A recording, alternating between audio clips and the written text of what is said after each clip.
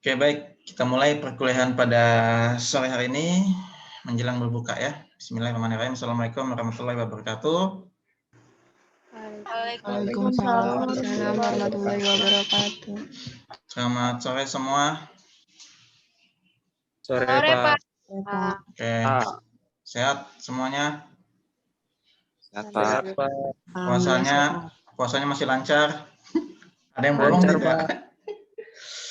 Barangkali ada yang bolong ya kan? Puasanya. Enggak ya? Belum ada, Pak. Belum ada yang aman. Oke.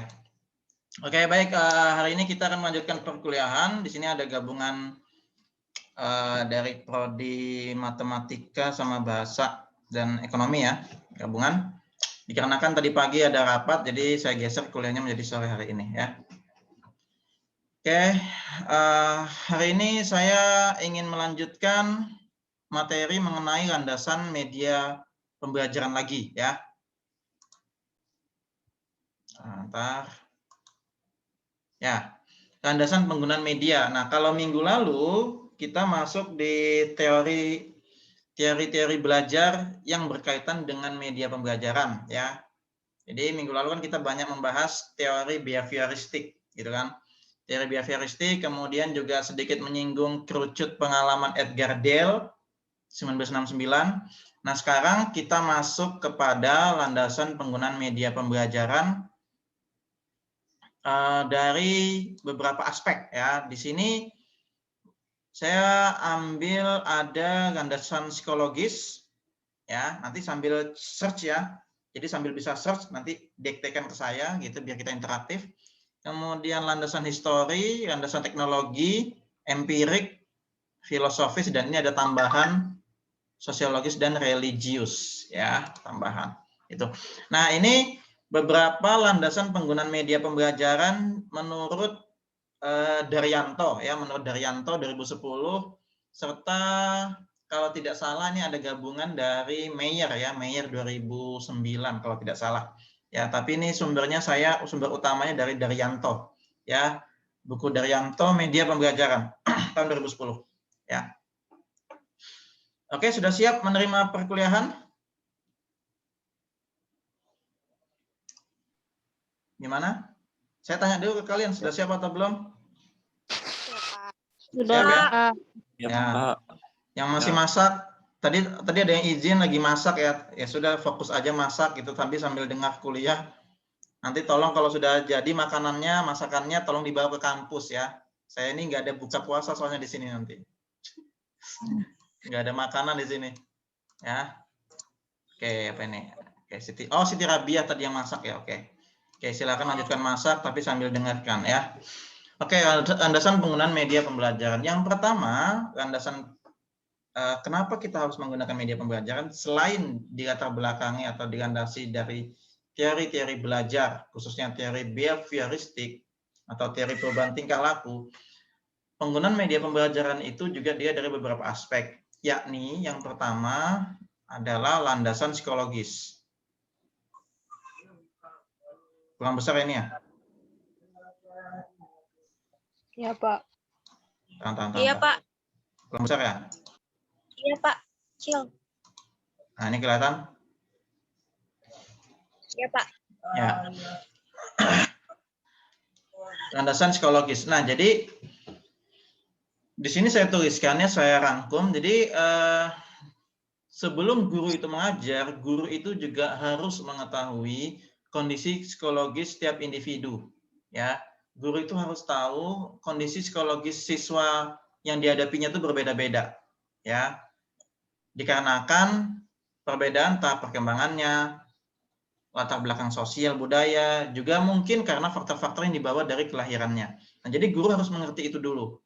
Ya, jadi tidak ujuk-ujuk atau tidak langsung menggunakan media pembelajaran yang langsung satu secara umum gitu, enggak. Tapi kita idealnya gitu ya, kita bicara ideal, kondisi idealnya guru itu harus memahami kondisi psikologis siswanya. Gitu ya. Kondisi psikologis tadi ada banyak ya. Jadi misalnya, oh ini siswa saya ini ada yang dari Jawa, ada yang dari Papua, ada yang dari Sulawesi dan seterusnya gitu ya. Nah, itu kita kalau bicara latar belakang sosial budaya. Nah, ketika ada perbedaan latar belakang sosial budaya, tentu cara mengajar kita pun harus disesuaikan gitu ya. Makanya yang paling mudah ya diseragamkan dengan cara mengajar atau dengan penyampaian verbal kita berbahasa Indonesia yang baik dan benar. Minimal seperti itu. Ya. Kemudian juga kondisi yang berbeda ini juga bergantung pada konteks, peranan, dan status individu di antara individu-individu lain. Interaksi yang tercipta dalam situasi pembelajaran seharusnya sesuai dengan kondisi psikologis para peserta didik maupun kondisi pendidikannya. Ya, jadi landasan psikologis ini termasuk juga merupakan hal yang sangat penting dalam pemilihan dan penggunaan media pembelajaran dari guru tersebut. Ya, jadi semakin bervariasi latar belakang, entah itu latar belakang budaya atau latar belakang permasalahan siswa, ya semakin bervariasi atau semakin beragam media yang akan digunakan oleh guru tersebut. Gitu ya. Mungkin pertanyaan kritisnya begini, Pak, gimana jika guru sudah menggunakan media A, gitu ya, media pertama, namun kurang berhasil, gitu ya, karena ternyata nggak cocok dengan kondisi siswa tertentu, nggak cocok gitu kan. Ya guru harus inovatif gitu ya. Pertemuan berikutnya ganti media kedua, masih belum berhasil, ya bisa saja dimodifikasi atau diganti media ketiga dan seterusnya, begitu. Sampai dirasa mendekati berhasil atau berhasil, gitu. Ya, tentu memang tidak ada media yang 100% berhasil atau efektif, enggak, ya, enggak bisa, gitu ya. Nah, semua pasti punya kelemahan, gitu ya. Termasuk model pembelajaran, metode pembelajaran, strategi pembelajaran, pendekatan, teknik, taktik, itu semua pasti punya kelemahan masing-masing, gitu ya. Yang bisa kita lakukan atau guru lakukan adalah menyamakan frekuensi antara guru dengan siswa supaya sama-sama satu suara. Oh, hari ini kita lagi belajar nih. Jadi frekuensinya bukan lagi main, tapi sama-sama belajar, gitu. Menyamakan frekuensi, itu aja sih, lebih kepada itu. Terus lagi mungkin pertanyaan kritisnya kalian, Pak, bagaimana cara kita mengetahui siswa kita itu asal-usulan dari mana, gitu kan? Ya itu memang tugas guru, gitu kan. Tugas guru mengidentifikasi masing-masing siswa kita, gitu. Kita harus mengenal, gitu. Meskipun kita bukan wali kelas, tapi kita harus mengenal siswa-siswi kita, asalnya dari mana, gitu ya. Termasuk latar belakang budaya, gitu. Karena kita tidak tahu siswa kita ini berasal dari mana, atau barangkali mengalami permasalahan apa di rumahnya, kita nggak tahu, gitu. Kalau kita tidak bertanya, tentu memang memakan waktu yang lama. Namun sekali lagi kondisi idealnya seperti itu, gitu ya. Kondisi idealnya seperti itu. Guru idealnya seperti itu. Ya, itu landasan psikologis. Yang kedua, landasan historis. Nah, landasan historis ini sudah saya jelaskan di ini ya, di sejarah perkembangan media pembelajaran, gitu ya. Jadi landasan historis itu kita bicara alasan rasional atau alasan alasan yang masuk akal, ya. Alasan rasional penggunaan media pembelajaran ditinjau dari sejarah konsep istilah media digunakan dalam pembelajaran ini ya. Jadi yang dimaksud di sini adalah landasan historis itu jadi berdasarkan sejarahnya, gitu kan. Berdasarkan sejarahnya, oh media itu ternyata bisa digunakan dalam dunia pendidikan, dinamakan media pendidikan atau media pembelajaran. Oh ini diawali dari tahun 52, begitu kan yang sudah saya jelaskan di pertemuan-pertemuan sebelumnya, gitu ya. Yang awalnya media itu berasal dari teori komunikasi, kemudian ternyata bisa berkembang masuk ke dalam dunia pendidikan menjadi media pendidikan atau media pembelajaran, seperti itu. Ya, itu landasan penggunaan yang kedua. Ya, landasan penggunaan yang kedua. Yang ketiga landasan teknologis. Nah, coba sambil cari ya. Sambil cari apa yang dimaksud landasan teknologis, silakan ya, nanti kemukakan pendapat biar kita interaktif, serta kalau memang ada yang mau ditanyakan terkait dua hal tadi, landasan psikologis sama historis, silakan kemukakan pendapat atau pertanyaannya. silakan saya kasih kesempatan ya, biar tidak saya yang ceramah terus gitu ya, capek juga gitu kan, nggak minum soalnya. Jangan ya. Nah, yang ketiga landasan teknologi, silakan dicari sambil search, kita diskusikan di sini. Ya, silakan. Ya, perwakilan dari masing-masing prodi gitu ya, sambil search landasan teknologis media pembelajaran maksudnya gimana. Oke, sambil menunggu ada yang mau bertanya silakan juga.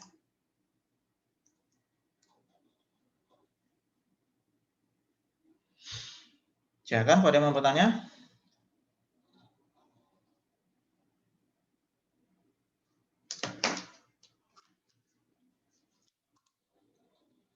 Ada tidak?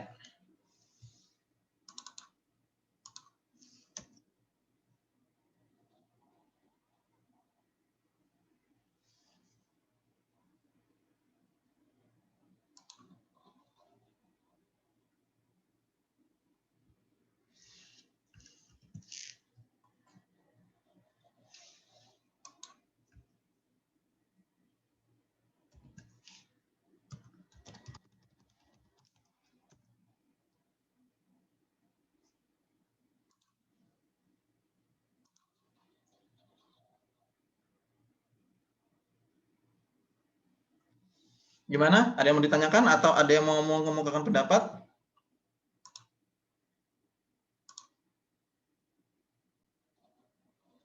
Nggak ada? Kalau nggak ada kita lanjut. Nggak ada ya? Ada, Pak. Oke. Kalau gitu kita lanjut landasan teknologis. Siapa yang mau berpendapat? Landasan teknologis. Apa itu landasan teknologis yang dimaksud?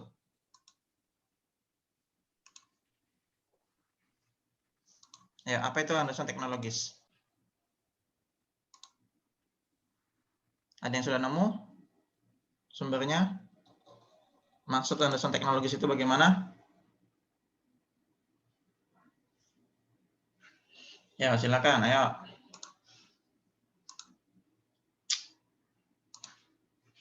Biar kita di sini sama-sama diskusi, ya, saling memberi masukan. Apa itu landasan teknologis media pembelajaran?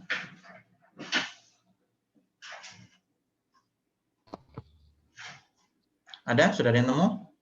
Kayak alat yang memudahkan gitu nah Pak untuk Hmm. penyampaian pembelajaran.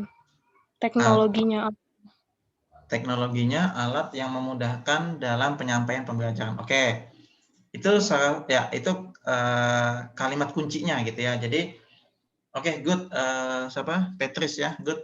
Jadi, kenapa kita harus menggunakan media pembelajaran? Dilihat dari aspek ya atau landasan teknologisnya, bahwasannya teknologi itu kan sesuatu yang mempermudah pekerjaan manusia, ya. Sederhananya begitu ya. Jadi teknologi itu mempermudah atau mempercepat pekerjaan manusia. Ya. Nah, jadi guru ketika menggunakan media pembelajaran dalam hal ini teknologi, ya teknologi pendidikan atau teknologi pembelajaran menggunakan itu, tentu harapannya atau tujuannya adalah pencapaian hasil belajar siswa, gitu ya. Tentu pencapaiannya adalah proses belajar yang baik, gitu. Ya, proses pembelajaran yang baik serta nanti sasaran ujungnya pasti hasil belajar yang membaik pula, ya, yang baik pula. Jadi kalau proses belajar baik, harapannya ya atau idealnya ya hasil belajarnya baik, seperti itu, ya. Nah, di sini saya tuliskan ya. Nah, ini ada sasaran akhir ya. Jadi teknolog-teknolog di bidang pembelajaran mengembangkan berbagai sumber belajar untuk memenuhi kebutuhan setiap pembelajar sesuai dengan karakteristiknya. Lagi-lagi ada di sini kata kunci karakteristik siswa, gitu ya. Jadi saya bilang makanya satu kelas itu karakteristik siswa itu berbeda-beda. Makanya tidak langsung satu kelas ini fix saya menggunakan media ini, belum tentu gitu ya. Mungkin kalian akan counter saya gitu ya.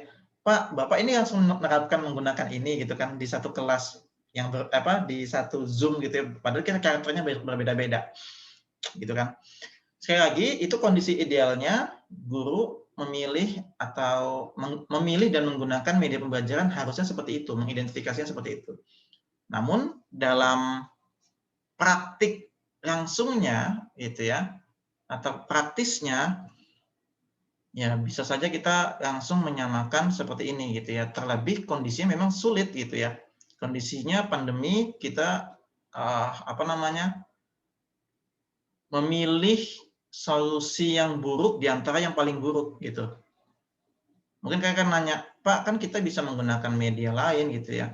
Apa kira-kira media tatap muka virtual selain Zoom misalnya, yang bisa menggantikan Zoom barangkali? Oke, Google Meet atau apalagi yang lain.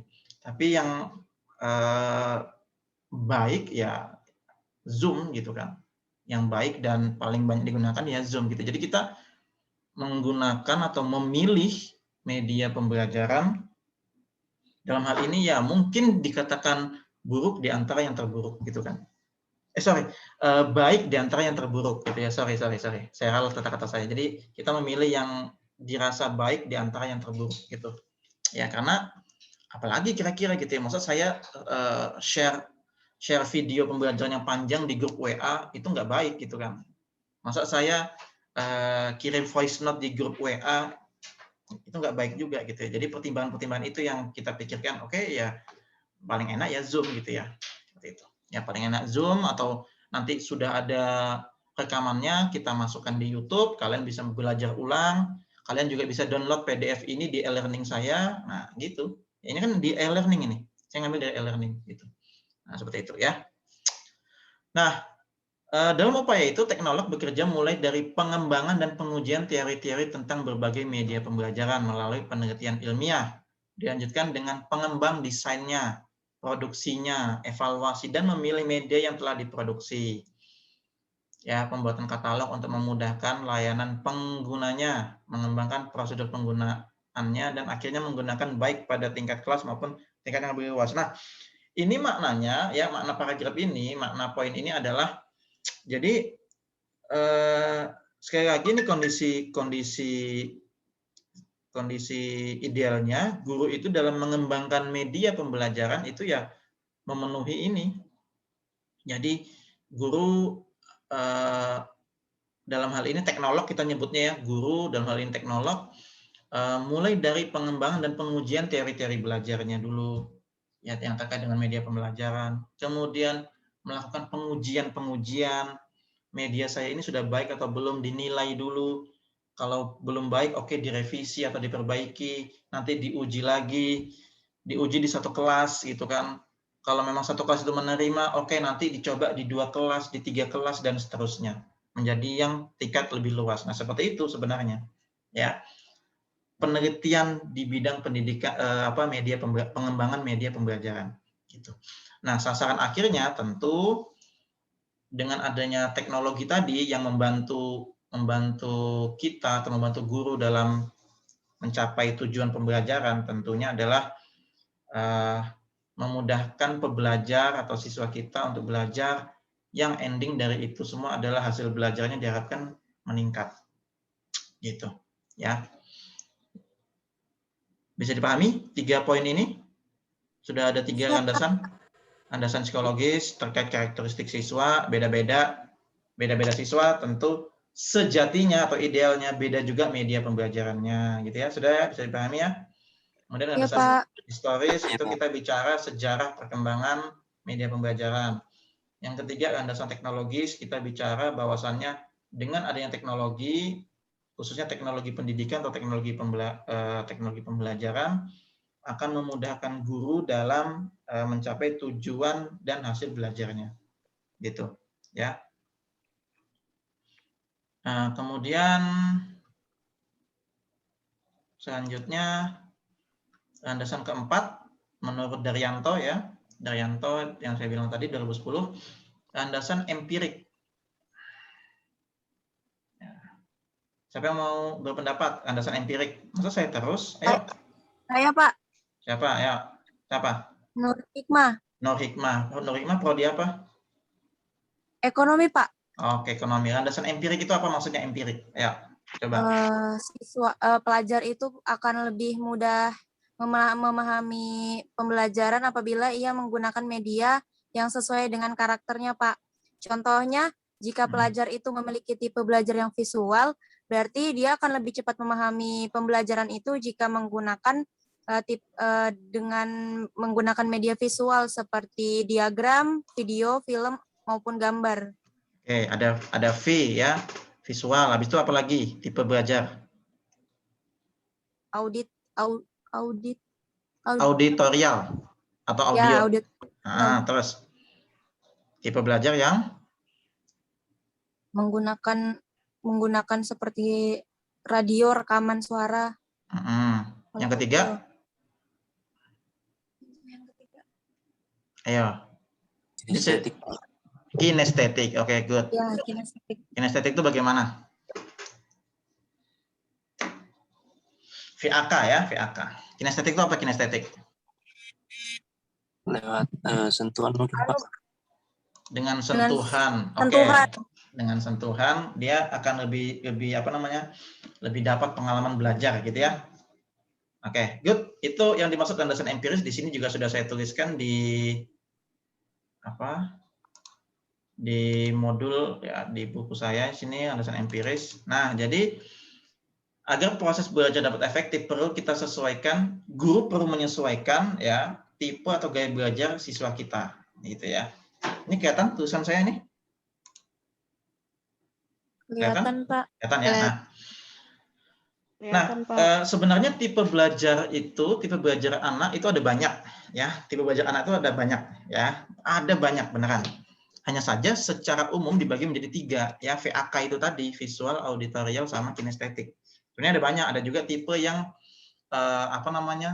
sambil berebah gitu kan, sambil berebah, bisa sambil tengkurap. Terus tipe belajar anak yang suka belajar di tempat yang sepi, di pinggir sawah misalnya, di pinggir pantai gitu-gitu ya. Jadi sebenarnya ada banyak, hanya saja secara umum itu memang ada izin ke kamar mandi. Oke, silakan ke kamar mandi. Oke, jadi secara umum itu ya 3 gitu kan. Nah, tadi sudah disebutkan sama Nur Hikmah, itu ada visual gitu ya. Visual berarti melihat gitu kan. Jadi siswa itu belajar melalui apa yang dilihat.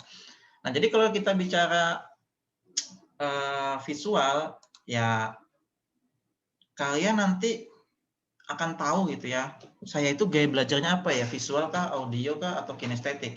Nanti kalian bisa identifikasi sendiri. Jika misalnya Pak, saya nggak tahu Pak, saya ini tipe belajar apa, coba deh nanti isi angket ya. Ada angketnya ya. Ini angketnya ya. Ini ada angket untuk mengetahui tipe atau gaya belajar kita. Ada itu. Search aja di Google atau cari penelitiannya orang, jawab atau isi angketnya. Nanti kalian tahu cenderung kemana gitu ya. Apakah belajar dengan melihat seperti ini kan melihat nih, melihat gambar, melihat presentasi gitu ya. Ataukah hanya mendengar lebih enak, atau jangan-jangan kalian belajarnya ke sana kemari, pencilaan gitu kan, kinestetik. Nah, silakan saja begitu. Nanti ketahuan. Nah, jadi ciri-ciri visual itu, nah ini dia. Teliti terhadap detail, mengingat dengan mudah yang dilihat. Nah, itu dia, mengingat dengan mudah yang dilihat, mempunyai masalah dengan instruksi lisan ya. Karena lebih mudah gambar dibandingkan instruksi lisan atau perintah dari lisan gitu ya. Kemudian tidak mudah terganggu dengan suara gaduh ya. Itu audio kan. Nah, kemudian bacanya cepat, tekun, lebih suka membaca daripada dibacakan, lebih suka demonstrasi. Kemudian bila menyampaikan gagasan sulit memilih kata, rapi dan teratur, dan penampilan sangat penting. Ya, baginya itu penampilan sangat penting. Gambar yang menarik itu sangat penting baginya untuk mempermudah ingatan dia memperoleh pengalaman belajar. Gitu. Ya, itu visual. Ya, kemudian yang kedua auditorial. Auditorial itu belajar melalui apa yang ia dengar. Nah, ciri-cirinya ini dia. Bicara pada diri sendiri pada saat bekerja ya. Ya, nanti kan bisa identifikasi ya diri kalian itu masuk yang mana. Konsentrasi mudah terganggu oleh suara ribut. Senang bersuara keras ketika membaca. Jadi kan ada orang yang suka baca dalam hati, suka bacanya komat kamit tapi kecil, ada suka yang bacanya nyaring gitu kan. Nah, itu yang suka baca nyaring itu dia masuk auditorial ya. kemudian sulit menulis tapi mudah bercerita. Nah itu ya. Pembicara yang fasih, ya iyalah pembicara yang fasih karena dia suka bercerita. Sulit belajar dalam suasana bising, kemudian lebih suka musik daripada lukisan, dan seterusnya ini. Ya, oke. Ya itu auditorial. Yang ketiga, kinestetik, belajar lewat gerak dan sentuhan. Nah ini kalian pernah lihat teman-teman kalian itu ya. Kinestetik itu maksudnya gimana? Kinestetik itu menanggapi perhatian fisik, menyentuh orang untuk dapat perhatian, banyak bergerak dan selalu berorientasi pada fisik. Ini anak-anak yang kalau di SMA atau SMP dulunya, zaman kita dulu itu, dia yang cenderung suka olahraga gitu ya. Suka olahraga, kemudian kalau misalnya kalian satu kelompok sama dia itu suka gangguin kelompok lain, suka keliling gitu. Itu kinestetik, itu pasti itu. Ya, suka keliling, suka gangguin temennya, pokoknya nyari perhatian gitu. Itu kinestetik. Nggak bisa diem dia itu. Ya, dia lebih mudah mendapatkan pengalaman belajar itu kalau menggunakan isyarat tubuh gurunya, demonstrasi begitu. Ya, seperti itu ya. Nah, jadi kalau kita bicara tentang empiris, kembali ke kata empiris, empiris itu kan artinya empirik ya. Empirik atau empiris itu artinya pengalaman. Ya, pengalaman di mana pengalaman itu berhasil atau tidak gitu nih ya. Penggunaan media didasarkan pada pengalaman atau empiris atas keberhasilan-keberhasilan sebelumnya gitu. Jika dirasa pengalaman sebelumnya itu berhasil, maka guru tersebut cenderung menggunakan media tersebut untuk selanjutnya gitu ya. Kalau misalnya belum berhasil, memodifikasinya atau menggantinya dengan yang baru, nah kayak gitu. Ya jadi tadi itu, oke ini siswa-siswi saya kebanyakan yang audio. Oke kalau gitu saya menggunakan media audio. Ternyata nggak berhasil. Oke berarti saya audio, terus audionya diapain ya gitu kan? Dimodifikasinya dengan apa ya? Nah kayak gitu. Ya. Nah kemudian juga kalau kita bicara tentang empiris itu juga bisa erat kaitannya sama historis tadi, erat kaitannya sama sejarah gitu ya, atau temuan-temuan penelitian sebelumnya. Ya, jadi berbagai temuan penelitian menunjukkan bahwa ada interaksi antara penggunaan media pembelajaran dan karakteristik pembelajar dalam menentukan hasil belajar siswa. Artinya, siswa akan mendapat keuntungan yang signifikan bila ia belajar dengan menggunakan media yang sesuai dengan karakteristiknya. Itu bisa dipastikan gitu.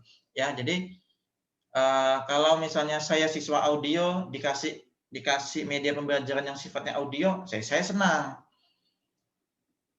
Saya kinestetik dikasih model atau pembelajaran secara kinestetik, ya saya juga jadi senang gitu kan. Jadi gayung bersambut gitu. Ini juga nyambung sama teori sebelumnya, hukum kesiapan gitu yang saya singgung minggu lalu, law of readiness gitu kan. Hukum kesiapan. Saya siap nih, gaya belajar saya begini, gurunya ngasih apa? Ya, gayung bersambut gitu. Ya, jadi semuanya nyambung semua ini ya, teori-teori sama landasan penggunaan media pembelajaran kita bahas pada hari ini. Seperti itu. Oke, itu landasan teknologis dan empiris. Jadi sudah 4. Silakan kalau ada yang mau ditanyakan atau ingin mengemukakan pendapat terkait 4 hal: landasan psikologis, historis, teknologis, dan empiris. Silakan kalau ada yang mau berpendapat. Ada tidak?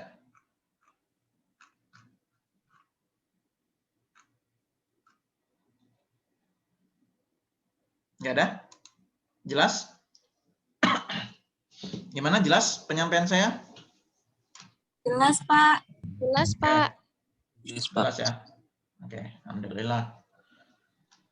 Satu lagi chat ini. Jelas, Pak. Oke. Oke, kita lanjut. Landasan berikutnya adalah landasan filosofis. Siapa yang mau memberikan pendapat terkait landasan filosofis? Yuk, saya kasih kesempatan kepada kalian. Landasan filosofis itu maksudnya apa sih? Silakan. Ada yang mau berpendapat?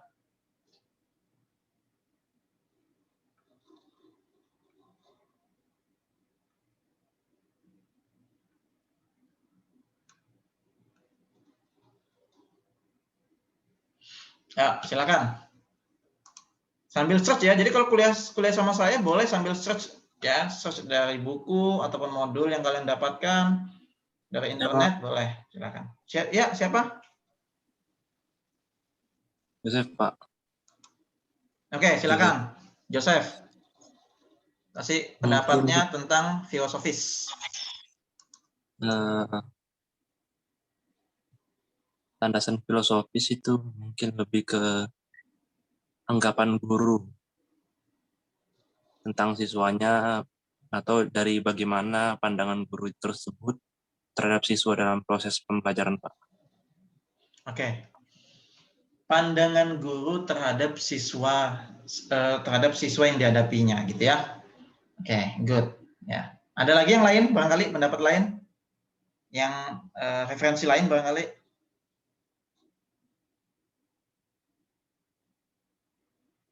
Ada? Nggak ada? Saya, Pak. Silakan. Siapa? Rahel. Silakan Rahel.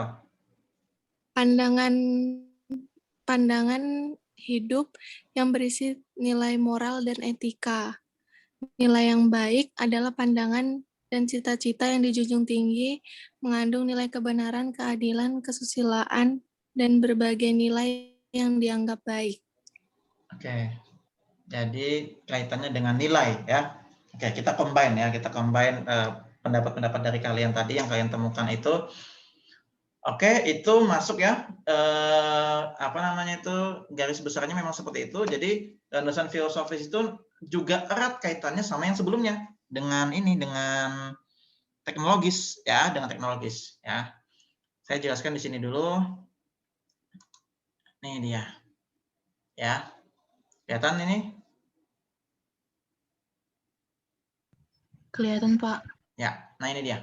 Jadi kalau kita bicara filosofis itu kita bicara tadi ya, pandangan tadi ya. Tadi kalau kata Joseph itu pandangan gitu ya. Atau makna siswa kita atau orang yang kita hadapi itu gitu ya. Jadi di dalam pandangan filosofis itu nah ini saya tandai dulu ya. Nah, ini dia. Jadi di dalam landasan filosofis terdapat pandangan bahwa dengan digunakannya berbagai jenis media hasil teknologi. Nah, tadi makanya saya bilang ini kaitannya sama landasan sebelumnya ya, landasan teknologi. Berbagai jenis hasil teknologi dalam kelas, maka akan berakibat pada proses pembelajaran yang kurang manusiawi. Nah, ini dia. Ini kita bicara kita bicara pandangan kita terhadap siswa kita. Jadi saya pengen gambar, tar dulu ya. Saya pengen gambar. Saya belum ada gambar hari ini ya. Kita gambar dulu ya. Oke. Saya gambar dulu. Pengen gambar nih. Oke. Jadi ini mungkin sudah pernah saya jelasin sebelumnya ya. Jadi dulu itu kan pembelajaran itu guru menganggap siswa itu adalah objek yang pasif. Ya, ini guru mengajar, ini siswa. Ya. Ini siswa, ini guru. Ya. Siswa pasif ya. Sesuatu yang pasif. Ditambah lagi dengan kemampuan atau dia memberikan media pembelajaran. Gitu kan, media pembelajaran. Dia gunakan media pembelajaran. Siswa itu tetap dianggap adalah objek yang pasif gitu ya, karena guru konsepnya dia mengetahui banyak hal ditambah atau dibantu dengan sumber atau media pembelajaran yang dia gunakan. Makin banyak tahu gitu kan, makin banyak tahu gitu kan, jadi merasa paling banyak tahu, sudah siswa itu pasif. Jadi pandangan filosofisnya saat itu siswa itu dianggap pasif, sehingga pembelajaran itu tidak manusiawi, ya, tidak manusiawi. Jadi satu arah, ini satu arah, ya, satu arah. Bahkan kritikus pendidikan asal Amerika Latin namanya Paulo Freire, ya, Paulo Freire, itu mengemukakan siswa dulunya itu ya, ini misalnya kita bikin kepala siswa ya, kita bikin siswa. Nah, saya mau bikin ilustrasi ya.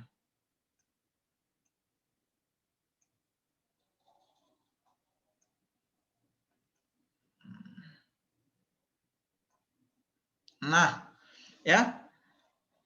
Jadi siswa itu dianggap sebagai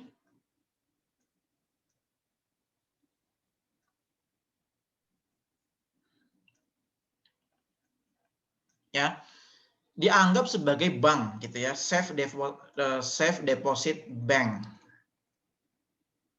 Jadi siswa itu zaman dulu dianggap pikirannya itu tempat penyimpanan ya, tempat penyimpanan. Pokoknya dimasukin aja, tabung terus, tabung pengetahuan gitu ya.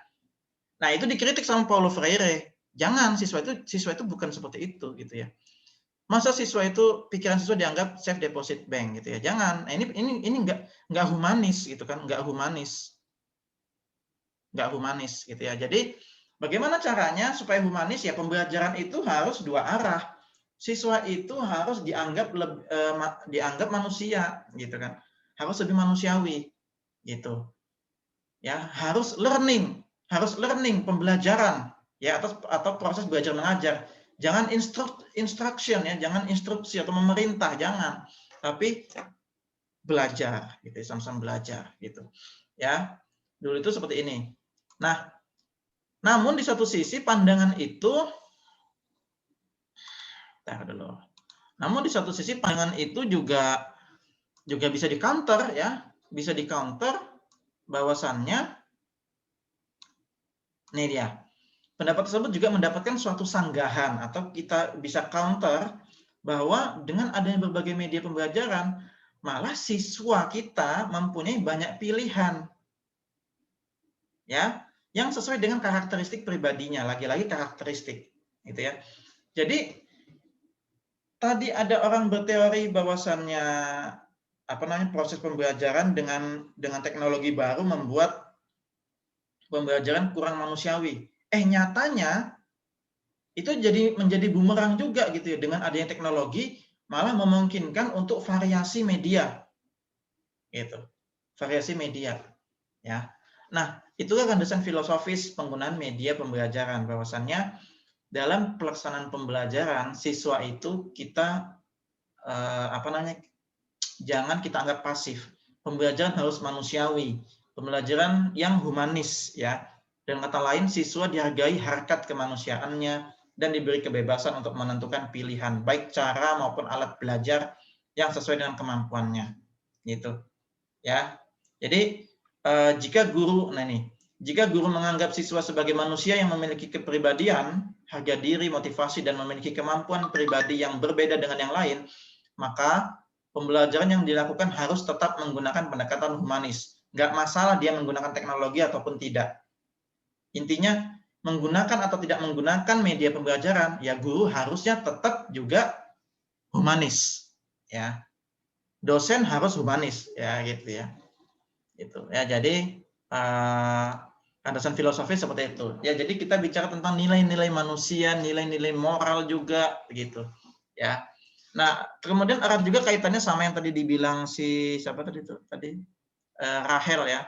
Bahwasannya penggunaan media didasarkan juga pada nilai kebenaran, ya. Kebenaran.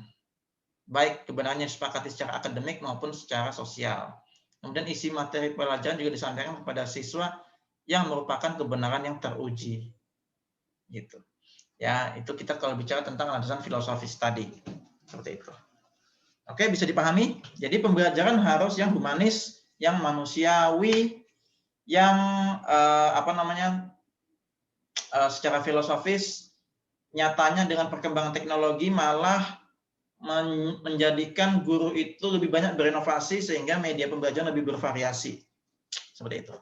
Bisa dipahami sampai sini? Bisa, Pak. Oke. Bisa, Pak.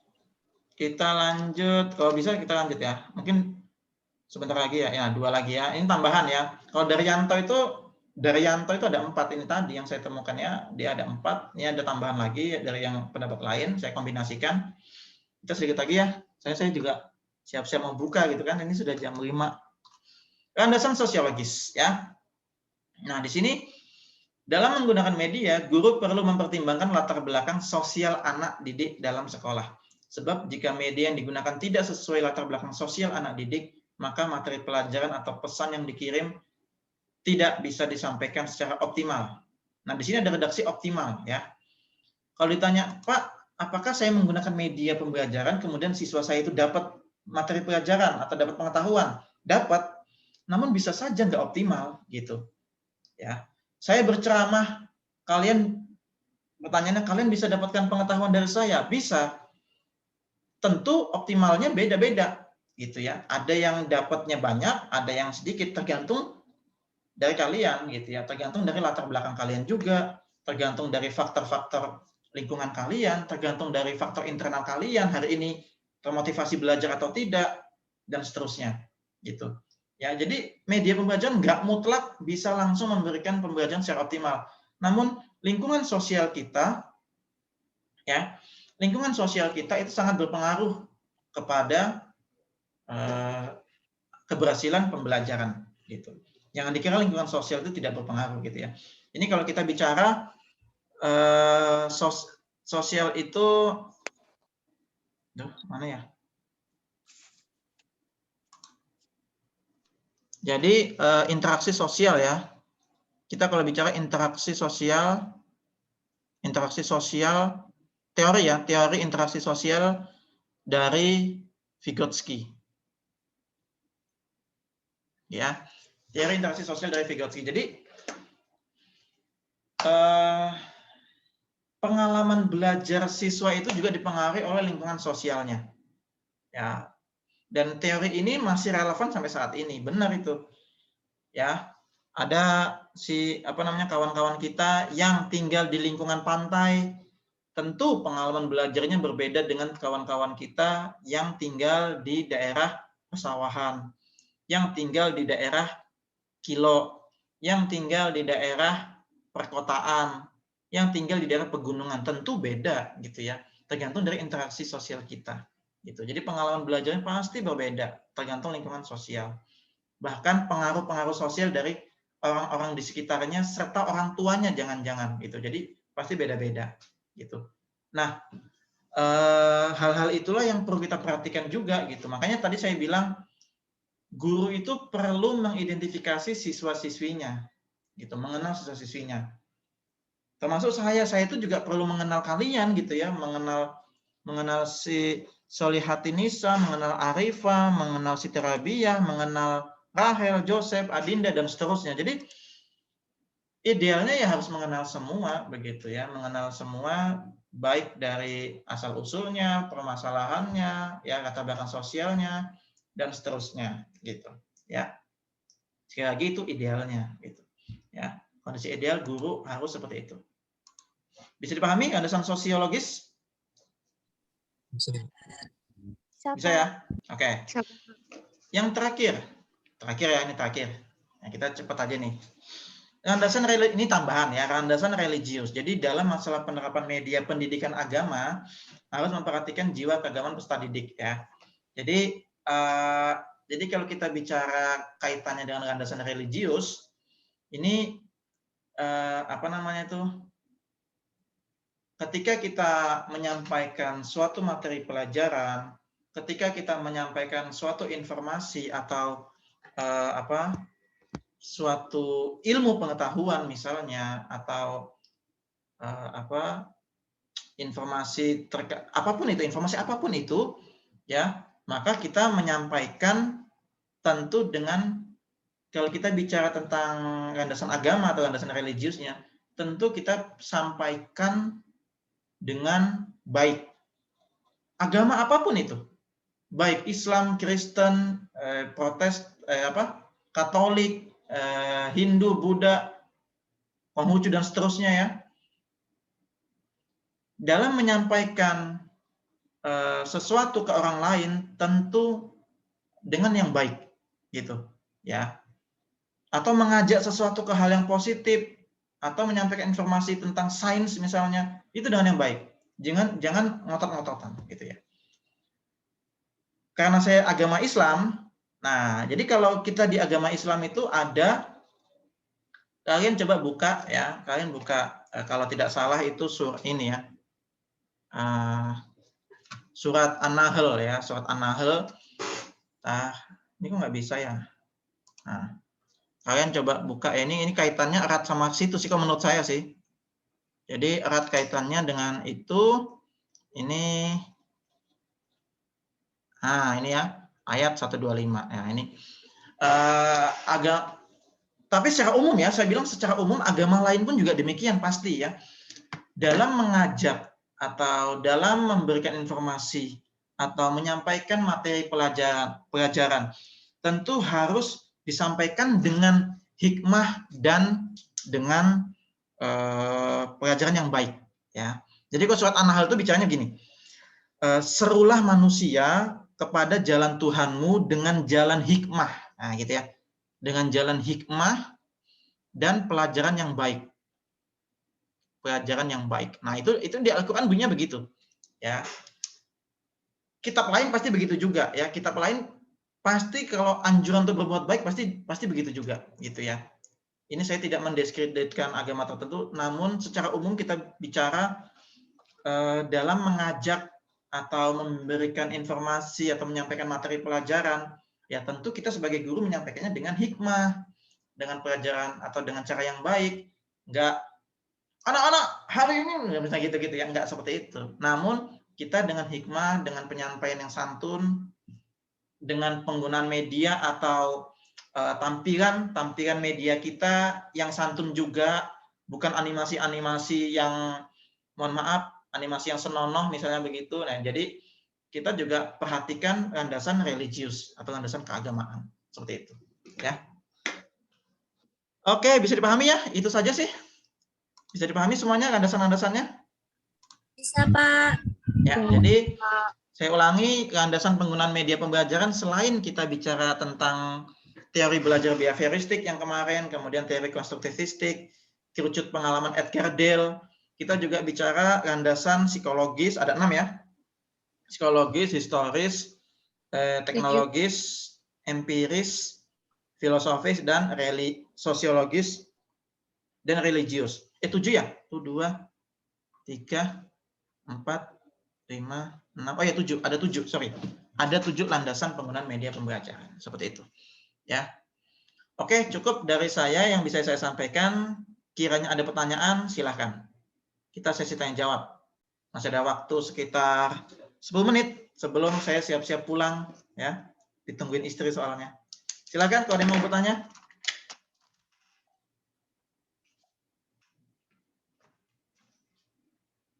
Silakan kalau ada yang mau bertanya.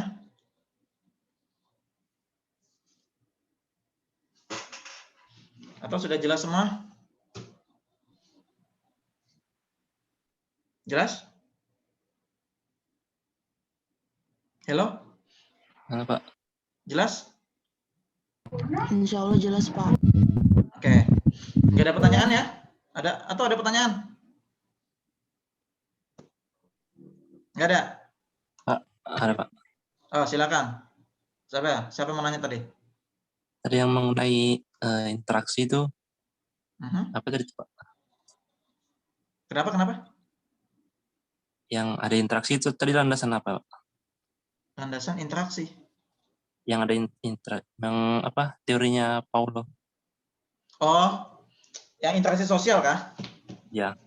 Interaksi sosial itu kita bicara kalau kaitannya sama teori belajar itu teori belajarnya Vygotsky. Kalau bedanya antara mengajar dan membimbing gitu, Pak? Oke. Mengajar sama membimbing itu beda ya. Mengajar sama membimbing. Mengajar itu gini. Saya ajarin Joseph 1 + 1 sama dengan 2. Kemudian 2 + 2 sama dengan 4. Oke. Sampai misalnya 10 + 10 sama dengan 20. Selesai. Tugas saya selesai. Ya, tugas saya selesai. Katakanlah dalam kurikulum seperti itu. Ada 10 pertemuan, 1 + 1, 2 + 2, 3 + 3, 4 + 4, sampai 10 + 10. Ada 10 pertemuan misalnya. Ketika sudah 10 pertemuan, saya sudah selesai itu tugas saya mengajar Joseph. Gitu. Sudah selesai. Tidak ada tanggung jawab saya lagi terhadap Joseph. Tapi kalau membimbing, ya, membimbing itu tidak hanya mengajar, ya. Jadi mengajar plus, gitu ya. Membimbing itu mengajar plus. Membimbing itu artinya gini. Misalnya saya tadi ngajar yang tadi aja ya, 1 tambah 1 kemudian 2. Oke, Joseph paham. Kemudian 2 tambah 2 masih paham, 4. 3 tambah 3, Joseph misalnya jawabnya 5. Saya tugas saya adalah membimbing dan membenarkan, bukan begitu nak caranya. 3 tambah 3 itu 6. Kenapa 6? 6 itu begini loh caranya. Nah, jadi dijelasin gitu, dibimbing. Dibimbing sampai bisa itu. Ya. 4 tambah 4, oh katakanlah salah juga, masih salah. Terus dibimbing, didampingi gitu. Ya, jadi membimbing itu mengajar plus-plus ya, mengajar plus-plus gitu. Simpelnya begitu. Nah, Pak, kaitannya dengan teori belajar bagaimana? Sama, teori belajarnya Vygotsky juga gitu. Jadi guru itu idealnya atau seharusnya yang membimbing gitu. Membimbing itu gini, ini saya gambarin ya. Saya gambarin. Ini teorinya ini ya, teori belajarnya Vygotsky ya. Vygotsky. Jadi, aduh, nggak bisa. Sebentar. Kayaknya baterainya habis ini. Baterai pulpennya, sebentar ya.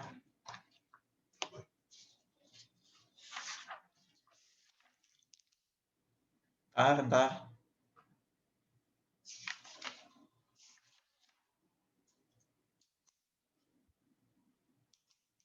Oke. Jadi membimbing itu gini, maksudnya kenapa guru itu membimbing ya? Guru itu bukan mengajar. Mengajar itu konteksnya dalam kelas gitu kan. Nah, misalnya, oke anak-anak ini perhatikan papan tulis, itu mengajar. Itu mengajar ya. Tapi membimbing itu bagian dari proses mengajar. Bagian dari proses mengajar. Bisa saja ada yang nggak tahu, tadi yang bertanya, dijawab. Itu membimbing gitu ya. Tapi kalau mengajar ya sudah plek, ngajar gitu aja. Ngajar di papan tulis, dijelasin gitu aja. Tapi kalau membimbing lebih lagi gitu ya. Nah, jadi kalau membimbing itu maksudnya gini. Jadi guru itu, ini guru ya. Apa ya? Saya bikin kalau teorinya Vygotsky ya. Teori Vygotsky. Jadi setiap individu siswa itu mempunyai yang namanya ZPD. ZPD. Apa itu ZPD? Zone of Proximal Development.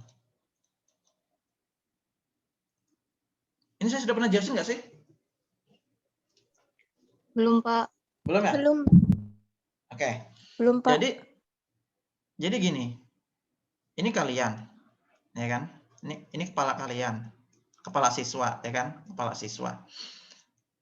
Nah, siswa itu kita sebagai guru yang pertama itu harus memahami bahwa siswa kita itu punya yang namanya apa namanya itu?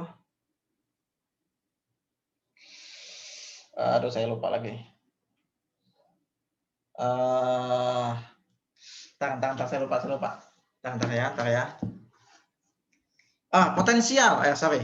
Kita punya namanya potensial ya. Sorry, saya lupa. Kita punya namanya potensial.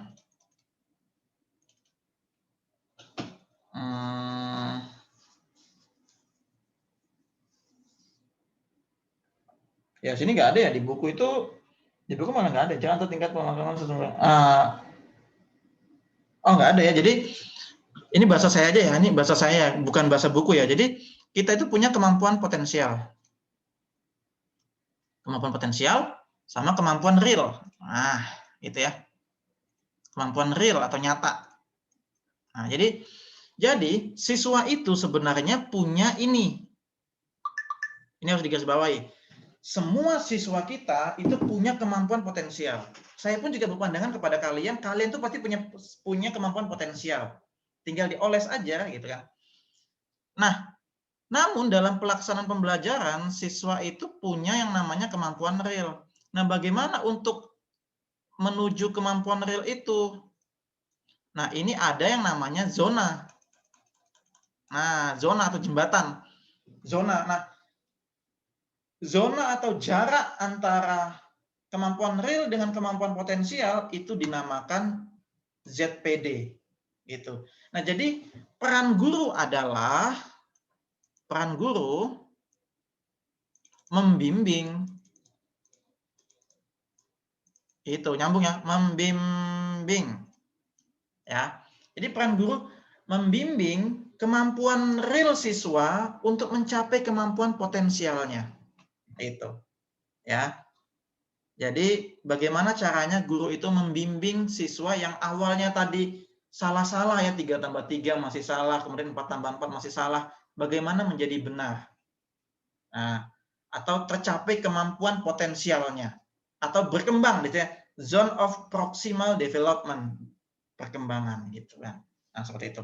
Ya, itu gambaran secara umumnya Joseph ya. Jadi membimbing itu, kita itu membimbing lebih berat gitu kan, lebih berat. Ya, lebih berat daripada mengajar, ya, daripada mengajar biasa itu. Nah, tugas guru yang membimbing itu. Mengajar, membimbing, mendidik juga. Mendidik itu kalau kita bicara tentang nilai-nilai moral gitu ya. Jadi siswa-siswi kita itu kita ajarkan atau kita didik mana yang baik, mana yang buruk itu. Tentang nilai, tentang norma-norma kesopanan, kesusilaan dan seterusnya. Gitu. Jadi peran guru banyak ya, banyak sekali. Gitu. Seperti itu Joseph ya. Oke, cukup ya? Atau ada lagi yang mau didiskusikan? Intinya saya selalu berpikiran positif kepada kalian ya. Saya anggap kalian itu semua punya potensi yang sangat luar biasa ya. Karena di awal perkuliahan saya selalu bilang kepada kalian, dalam mata kuliah media pembelajaran, proyek kalian adalah menelurkan karya media pembelajaran, entah itu berupa video atau entah itu berupa presentasi menarik dengan selain PowerPoint misalnya, atau video tutorial pembelajaran, atau membuat media pembelajaran dari barang bekas dan seterusnya. Jadi tugas kalian itu ya dalam mata kuliah media pembelajaran menelurkan atau menghasilkan produk media pembelajaran yang akan kalian presentasikan 3 atau 4 minggu lagi, mungkin setelah Lebaran, gitu kan. Pertemuan 9 atau pertemuan 10, kalian sudah mulai presentasi media pembelajaran karya kalian. Saya ini pertemuan 1 sampai 8 ini ngasih teori-teorinya, sisanya ide kalian untuk menyusun media pembelajaran yang kalian akan buat nanti. Terserah media pembelajaran apa. Yang matematika tentu membuat media pembelajaran matematika, yang bahasa Indonesia media bahasa Indonesia, yang ekonomi ya ekonomi ya nanti terserah mau ekonomi IPS terpadu kah, atau ekonomi yang sejarah, geografi, atau ekonomi, terserah gitu ya, seperti itu. Ya, jadi saya sudah wanti-wanti dari awal perkuliahan ya, bahwasannya nanti produk kalian adalah membuat media pembelajaran. Seperti itu. Dan saya yakin itu gitu ya, saya yakin itu. Kalian punya potensi itu, seperti itu ya. Oke, cukup ya? Sudah? Sudah ya? Ya, Pak. Ya, Oke. Pak. Ya, saya siap-siap pulang soalnya nih. Oke, sudah jam 5 ya, jam 5 lebih ya, ini sudah masih. Oke, ini sudah mau dikunci sudah ya. Oke, cukup kuliah kita pada sore hari ini. Saya mohon maaf jika banyak kekurangan. Sampai ketemu di pertemuan-pertemuan berikutnya. Jangan lupa media pembelajarannya dipikirkan dari sekarang. Kalau bisa dibuat dari sekarang gitu ya, biar nanti pertemuan 9, pertemuan 10 enak presentasi, sudah siap semua. Gitu ya. Siap semua ya? Oke. Oke, Ya, Pak. Oke, sip, mantap. Oke, cukup kuliah kita pada sore hari ini. Saya mohon maaf jika banyak kekurangan. Sekian, selamat sore. Kalian sehat selalu, selamat berbuka. Bagi yang menjalankan ibadah puasa, nanti berbuka ya, berbuka dengan yang manis-manis. Oke, sekian. Assalamualaikum warahmatullahi wabarakatuh. Waalaikumsalam warahmatullahi wabarakatuh. Terima kasih Bapak. Terima kasih, Pak. Oke, saya N ya. Ya, Pak. Ya, Pak.